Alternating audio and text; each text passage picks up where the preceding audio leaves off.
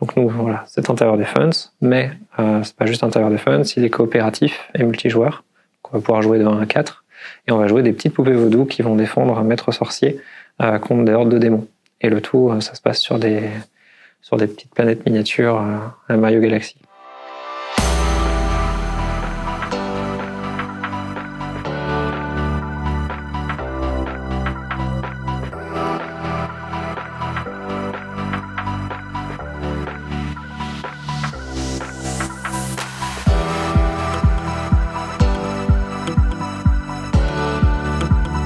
Le rôle principal, donc, qui est de la direction créative, ça sert à encadrer, comme son l'indique, les directions créatives, à donner une direction au projet et de faire en sorte que tout ce qui est créé au sein du projet soit cohérent les uns avec les autres. On ne crée pas un bisounours vert au milieu d'un jeu vaudou, quoi. Concernant la narration, mon travail a été principalement de créer l'univers de Voodools, donc ce travail de world building. Donc à la fois j'avais cette grande ligne cette ligne directrice donc du vaudou et toutes les recherches que j'avais menées au préalable, et je cherchais à constituer un univers qui allait pouvoir avoir une histoire en fait à l'intérieur, donc qui est une cohérence dans tout ce qui est créé. À la base, le prototype qui était pensé en fait, donc Léo Alexandre réfléchissait vraiment à la partie jeu, et puis il disait beaucoup tiens là on utilisera une mitraillette, il posait des mots qui faisaient très SF, science-fiction, et je me suis dit à un moment donné attendez, je vais me poser dessus, on va trouver un truc un peu plus original, et du coup tout ce qui était mitraillette, donc un tir rapide, je me suis dit tiens des petits couteaux de lancer, ce serait des clous par exemple, des petits poupées vaudou qui vont se battre avec des aiguilles. Et donc c'est parti de là à la base. Pour les mondes qu'on traverse, donc on va traverser une série de mondes mystiques dont la constitution a été réfléchie pour être symbolique. Donc il y a 4 saisons, les 4 saisons, donc c'est printemps, été, automne, hiver, symbolisent la vie en fait. Donc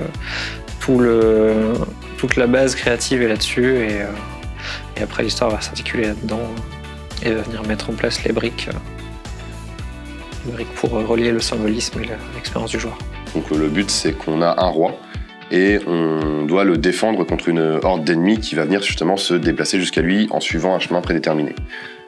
Pour justement se défendre contre ces ennemis, on peut soit aller dans la mêlée et frapper les ennemis, soit placer des pièges et des tours qui vont venir faire des dégâts spécifiques, donc parfois des dégâts magiques, des dégâts un peu plus physiques on va dire. L'histoire des poupées qu'on joue, c'est une histoire de rédemption principalement. On joue pas des personnages qui sont clean, mais on joue des personnages qui vont réapprendre qui ils étaient et qui vont côtoyer d'autres personnages. Donc on va avoir d'autres personnages qui sont pas forcément clean non plus. Donc on va avoir un monde qui est en nuance de gris, et à partir de là, en fait, je dirais que la grande morale, c'est que personne n'est blanc ou noir. Je fais tout un doc qui s'appelle doc de direction artistique, où je répertorie point par point les éléments qu'on va retrouver dans le jeu avec des images de référence. Après, je fais pas que de la direction artistique parce que du coup, je suis la seule qui fait du dessin proprement parlé dans la boîte. Donc, je m'occupe aussi de tout ce qui est character design, concept art, vraiment tout ce qui est 2D avant de passer à la 3D. Au début, pour ce jeu-là, donc moi, j'ai toute une direction créative avant, donc avec l'histoire globale du jeu, qui on va incarner, contre quoi on se bat. Et donc au début on m'a dit on joue des poupées vaudou, donc j'avais des petites rêves de poupées vaudou, donc j'ai pensé tout mon caractère design de personnage en m'inspirant des personnalités des différentes poupées pour qu'elles aient des attributs physiques qui rappellent leur passé. Et donc je suis partie de rêves de poupées. Je me suis un peu éloignée des poupées un peu flippantes qu'on peut voir la plupart du temps quand on pense à des poupées vaudou. Et après tout ce qui est ennemi, c'est des démons, donc vraiment partir dans des anatomies de démons, pas des trucs forcément super sympas et gentils au premier abord. Après, principalement, c'est des recherches que je fais moi dans mon coin. Donc en fait, je teste des esthétiques, des formes. Je me dis peut-être là, des cornes avec cette shape-là, des griffes un peu plus longues.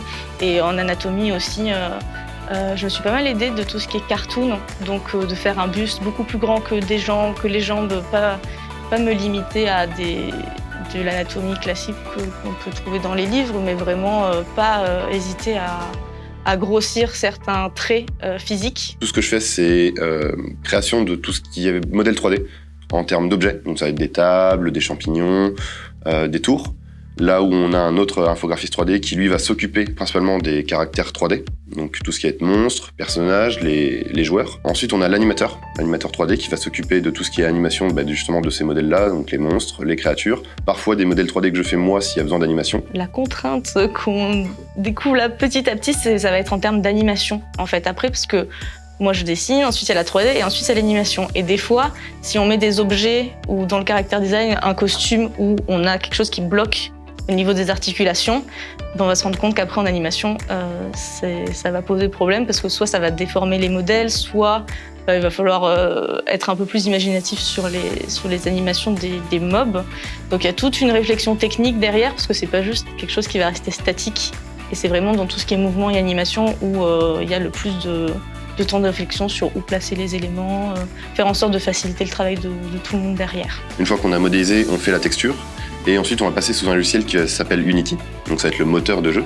À partir de là, on vient mettre directement le modèle 3D dans le moteur Unity. Enfin, il faut paramétrer tout ce qui va être matériaux. Donc les matériaux, c'est ce qui va regrouper l'ensemble de nos textures pour donner de la couleur et un effet un peu réaliste, entre guillemets, à l'objet dans le jeu. Une fois que tout ça est implémenté, on va justement tout mettre en ligne pour que les autres collègues puissent le récupérer et pouvoir travailler avec justement. Parce que moi, une fois que j'ai mis mon modèle 3D dans le jeu, j'y touche plus. Donc en gros, le concept, ça va être de créer les environnements dans lesquels le joueur va évoluer, donc ce qu'on appelle les niveaux dans le jeu vidéo.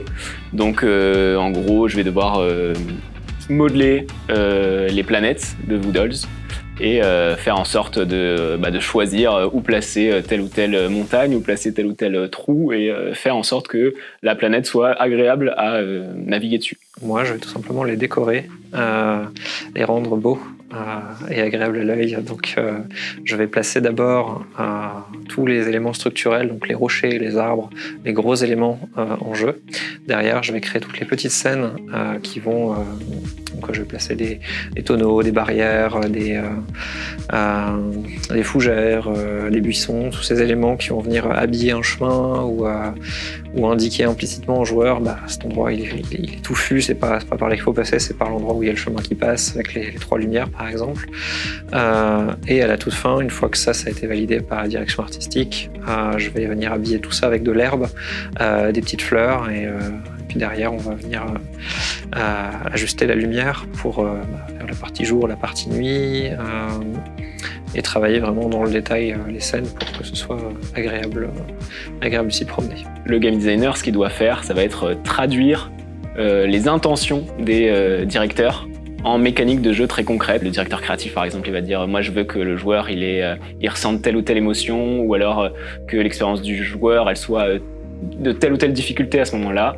C'est le game designer derrière qui va devoir plancher pour faire en sorte d'apporter des solutions concrètes pour pouvoir répondre à ces besoins-là. Au niveau de la production du jeu, je m'occupe du sound design, de la musique, du game design, donc l'écriture de toutes les règles du jeu en général, et de la QA, donc faire des tests pour trouver des bugs et les filer à des développeurs pour qu'eux les règlent. Et aussi les personnes qui s'occupent de la musique, parce que du coup le document de direction artistique donne des bases de tel monde sera plus lugubre, aura telles ambiances, telles références, ce genre de choses, et du coup tout plein de références sonores qui vont permettre du coup à l'équipe de composition musicale de composer les musiques, donc que ce soit pour les menus principaux, les différents niveaux, ce genre de choses, et l'équipe de sound design, en général, surtout à notre échelle, c'est les mêmes personnes, ou du moins les 2-3 mêmes personnes, qui elles vont s'occuper de, à la fin, quand les visuels des VFX sont faits, ou les ennemis, ce genre de choses, de commencer à réfléchir au son et leur réalisation. En général, un bruit de monstre, surtout un humanoïde, enfin ce qui s'y apparente, ça va être un bruit de bouche modifié. Donc des petits cris, des petits rires, ce genre de choses, parce que ça marche bien. Et ça peut être ajouté avec d'autres informations dedans, par exemple un monstre démoniaque de feu, on va lui faire une grosse voix caverneuse, on va les réduire, donc ça paraîtra encore plus grave, encore plus gros, on rajoute de l'écho et des petits bruits de flammes derrière, et on a l'impression que ça y est, il est sorti des enfers, alors que t'as fait ça en slip dans ton appartement, quoi. En tant que développeur, il y a simplement des mécaniques qui seront demandées par soit game design, soit pour les aspects visuels et autres. Et du coup, donc, je vais coder ces choses-là. Donc, ça peut être aussi bien des mécaniques de jeu que du coup, donc, des shaders. En fait, un shader, c'est ce qui va permettre de coder la lumière dans un jeu pour faire des textures un petit peu complexes, comme par exemple des nuages ou de l'eau ou des choses comme ça. Et ensuite, il y a mon rôle de producteur, donc où je vais communiquer avec la direction artistique, la direction créative, le game design, pour en fait trouver des solutions techniques pour rendre réalisables les souhaits de l'équipe et éventuellement donc faire des cuts quand nécessaire, ou bien du coup échanger avec l'éditeur pour lui dire qu'est-ce qui sera possible ou pas et à quel point on a besoin d'argent ou pas. Moi, mon rôle, c'est de faire en sorte que tous les créatifs de l'équipe, donc globalement l'équipe au complet, ils aient pas besoin de se prendre la tête avec l'organisation. C'est moi qui fais en sorte que ils aient juste à se concentrer sur leurs tâches et moi j'organise tout le reste. J'ai également des relations avec l'éditeur. C'est moi qui lui fais des demandes de temps, d'argent ou autre si jamais il y a besoin. On va être amené à communiquer avec tous les corps de métier. On n'est pas des experts, c'est eux les experts, donc ça demande aussi d'être capable de faire confiance aux autres. Et je pense que ça, c'est les deux principales qualités. Et après, l'organisation, Excel, c'est un outil fantastique. On apprend un peu à l'école, mais apprendre à bien s'en servir, ça peut vraiment aider. Il y a beaucoup d'outils de gestion et en fait, c'est des choses qu'on apprend au fur et à mesure. Mais c'est plutôt...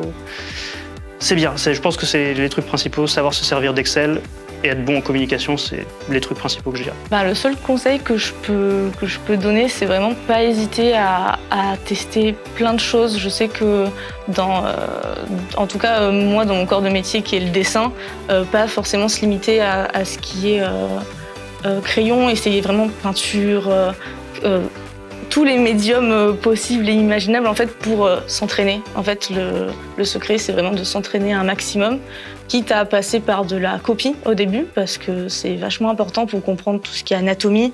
C'est pas quelque chose qu'on invente, donc c'est vraiment de la copie et de l'entraînement, un entraînement régulier et la curiosité aussi. Beaucoup. Pas hésiter à chercher, à passer des journées sur des réseaux comme je peux faire, à chercher des inspirations et vraiment pratiquer un maximum. Globalement, faites des jeux, faites des projets de jeux, essayez de mettre la main à la pâte et de faire concrètement les trucs. Parce que moi je sors tout juste d'un master de jeux vidéo, mais même après les 5 années d'études que j'ai faites, j'ai jamais autant appris qu'en dehors des cours et que dans mes projets perso en fait. Essayer au maximum d'étoffer son portfolio, de faire des projets seuls ou à plusieurs et d'être toujours curieux sur qu'est-ce qui se fait, quels sont les jeux, les nouveaux jeux qui sortent, qu'est-ce qui se fait dedans, ce genre de choses, pour toujours avoir un œil sur ce qui se fait et ce que toi tu peux ajouter à ça en fait. Ce qui va être intéressant, c'est vraiment à quel point on est curieux.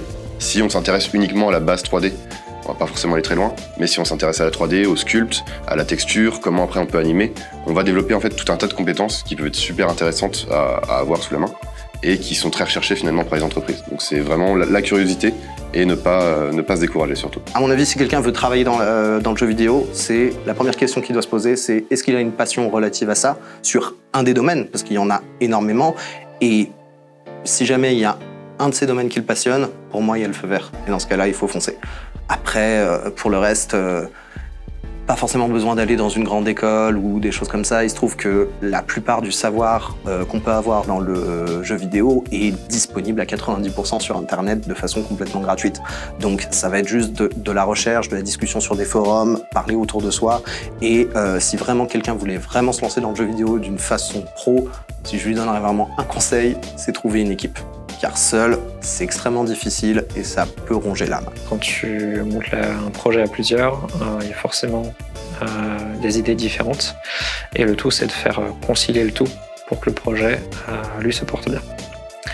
Et donc, il faut être prêt à se mettre de côté parfois et voilà, porter ses idées à la fois ailleurs, mais en même temps à rester ouvert au changement de perception aussi de son côté. Alors ça fait un peu cliché, mais on a mis beaucoup de cœur à l'ouvrage, c'est notre premier projet, donc forcément on a envie que les gens y jouent. Ce qui pourrait donner envie, c'est que de ce qu'on a fait tester, il plaît autant à des gens qui jouent au jeu depuis qu'ils sont tout petits qu'à des gens qui jouent très peu à des jeux vidéo. Donc du coup ça permet d'avoir quelque chose qui est accessible et qui en même temps donne du défi. Et on se dit qu'avec l'esthétique qu'on a, qui est un peu particulière, il y aura beaucoup de chances que ça accroche pas mal avec beaucoup de joueurs.